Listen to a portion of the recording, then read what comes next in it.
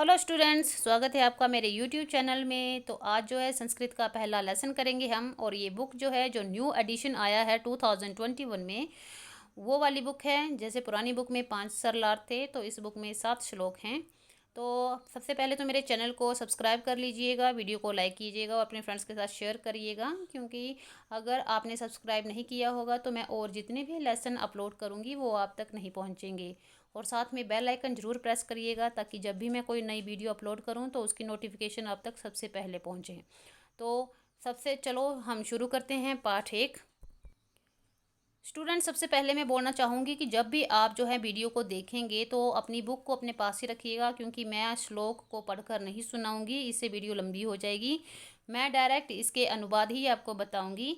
और जब आपने ये राइट करने होंगे तो वीडियो को पॉज करिएगा और वहाँ से राइट कर लीजिएगा। और अगर आपको कोई और भी इम्प्रूवमेंट चाहिए या कोई और आपकी इच्छा हो तो आप मेरे को कमेंट में बता सकते हैं कि मैं क्या और कर सकती हूँ आपकी वीडियोज़ के लिए।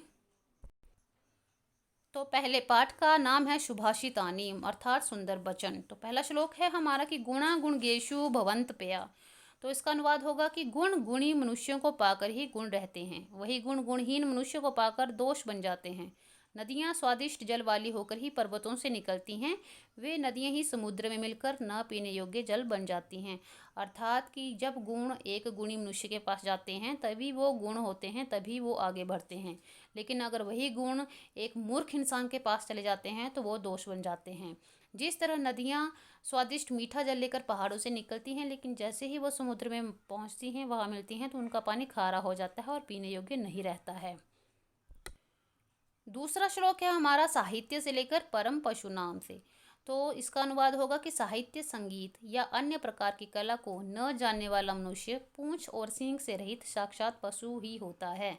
न घास खाता है और फिर भी वो जीवित रहता है। उसका यह घास न खाना पशुओं का परम सौभाग्य होता है। अर्थात जिस मनुष्य को न साहित्य का नॉलेज है, न संगीत का नॉलेज है, न उसे किसी और चीज़ का नॉलेज है, वो पशु ही होता है। क्योंकि वो जिंदा तो रहता है लेकिन वो घास नहीं खाता है। और पशुओं के लिए यही सौभाग्य की बात होती है कि उनका घास तो बच रहा है। ठीक है। अर्थात कि मनुष्य का एजुकेटेड होना, उसका पढ़ा लिखा होना बहुत ज़रूरी है। हमारा तीसरा प्रसंग है लुब्धस्य से लेके नराधिपस्य तक। तो इसका अर्थात अनुवाद होगा कि लालची मनुष्य का यश नष्ट हो जाता है, चुगलखोर की दोस्ती खत्म हो जाती है, कुल की परंपराओं को न मानने वाले मनुष्य का कुल नष्ट हो जाता है, धर्म के लोभी का धर्म नष्ट हो जाता है, बुरी संगत वाले की विद्या व्यर्थ हो जाती है, कंजूस सुख नहीं भोग पाता है, और जिस राजा का मंत्री आलसी हो उसका राज्य नष्ट हो जाता है। अर्थात हमारे पास जो है, जो नहीं है, उसका लोभ कभी नहीं करना चाहिए और अपनी अच्छी आदतों को और बढ़ाना चाहिए और बुरी संगत से दूर रहना चाहिए। चौथा श्लोक है पीत्वा रसम सृजंती तक। तो इसका अनुवाद होगा कि मधुमक्खी कड़वे रस को और मीठे रस को पीकर मीठा शहद बनाती है। संत लोग भी उसी तरह सज्जनों और दुर्जनों के मीठे कड़वे वचनों को एक समान सुनकर मधुर अच्छे वचनों का निर्माण करते हैं। अर्थात जिस तरह मधुमक्खी कड़वे फूलों और मीठे फूलों का रस एक साथ चूसकर मीठा शहद बनाती है, उसी तरह जो संत अच्छे लोग होते हैं वो अच्छी बातों को भी सुनते हैं और बुरी बातों को भी सुनते हैं, लेकिन उसके बाद जो है अच्छे वचनों का ही निर्माण करते हैं। हमारा पांचवा श्लोक है कि विहाय पुरुषम वायसा। अर्थात जो मनुष्य पुरुषार्थ को छोड़कर केवल भाग्य पर ही निर्भर रहता है, उसकी दशा उसी प्रकार होती है जैसे किसी महल के सामने बनी हुई सिंह की मूर्ति के सिर पर कौवे बैठ जाते हैं। अर्थात जो मनुष्य अच्छाई को छोड़कर सिर्फ यही सोचता है कि भाग्य ही है, भाग्य से ही हमें सब कुछ मिल जाएगा, उसकी कंडीशन जो होती है वो उस मूर्ति के समान होती है जो बाहर लगी होती है, चाहे वो शेर की मूर्ति क्यों ना हो, लेकिन उस पर कौवे भी बैठ जाते हैं, वो भी नहीं डरते हैं। हमारा छठा श्लोक है पुष्प पत्र फल छाया नार्थिन। इसका अनुवाद होगा कि पुष्प पत्र फल छाया जड़ छाल तथा लकड़ी से युक्त वृक्ष धन्य हैं। याचक जिनसे मुंह मोड़कर नहीं जाते, वृक्ष उनकी याचना अवश्य पूरी करते हैं। अर्थात एक पेड़ जो फूलों से भरा है, पत्तों से भरा है, छाया से भरा है, उसके पास सभी आते हैं और जो भी जिसकी इच्छा हो वो उससे प्राप्त कर लेते हैं। हमारा 7वां श्लोक है चिंतनीया से गृह तक। तो इसका अनुवाद होगा कि आरंभ में ही विपत्ति के प्रतिकार करने के बारे में विचार कर लेना चाहिए, क्योंकि घर में आग लग जाने पर पानी के लिए कुआं खोदना उचित नहीं होता है। अर्थात कि मनुष्य को जब भी कोई कार्य करना है उससे पहले उससे होने वाले लाभ या हानि के बारे में सोच लेना चाहिए, या हमें हमेशा तैयार रहना चाहिए किसी भी घटना से बचने के लिए। क्योंकि अगर घर में आग लग जाती है और उसके बाद अगर हम पानी के लिए कुआं खोदेंगे तो उसको खोदना व्यर्थ होता है। तो स्टूडेंट, ये थे हमारे श्लोक और उनके अनुवाद। अब इसके हम क्वेश्चन आंसर कर लेते हैं।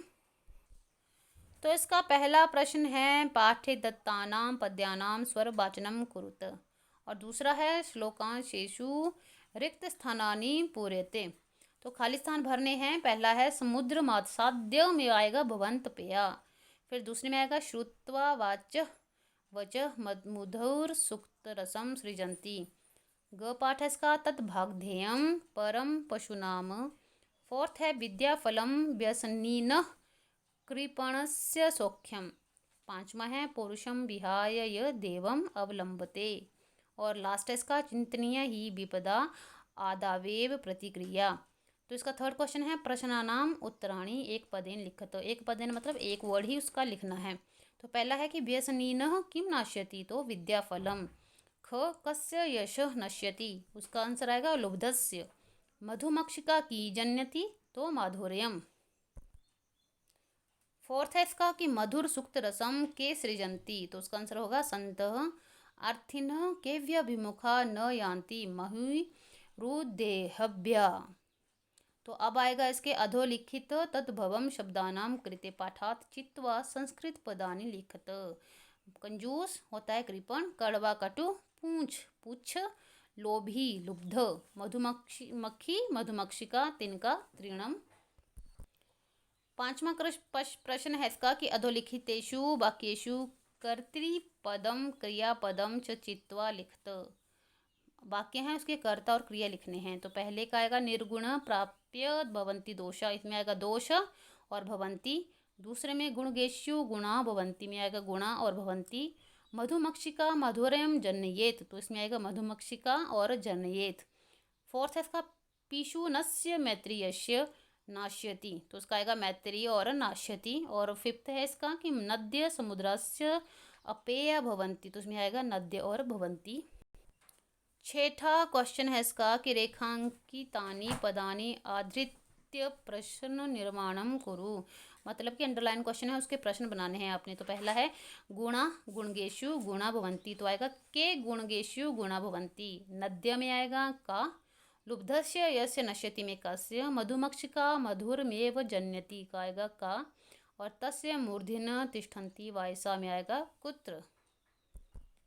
और लास्ट है ये हमारा संधि विच्छेद की तरह ही है, इसको करेंगे माधुर्यमेव में आएगा माधुर्यम एव, अल्पमेव अल्पम एव, सर्वमेव में सर्वम एव, देवमेव में देवम एव, महात्मनाम उक्ति में महात्मनाम उक्ति, और विपदा मादावेव में विपदाम आदो प्लस मेव। तो स्टूडेंट, ये था हमारा पाठ एक सुभाषितानि। आई होप आपको अंडरस्टैंड हुआ होगा। तो प्लीज़ चैनल को सब्सक्राइब कर लें अभी तक नहीं किया है, क्योंकि इसका मैं सेकंड पार्ट भी अपलोड करूँगी। Thank you for watching. Have a good day, stay safe, stay healthy.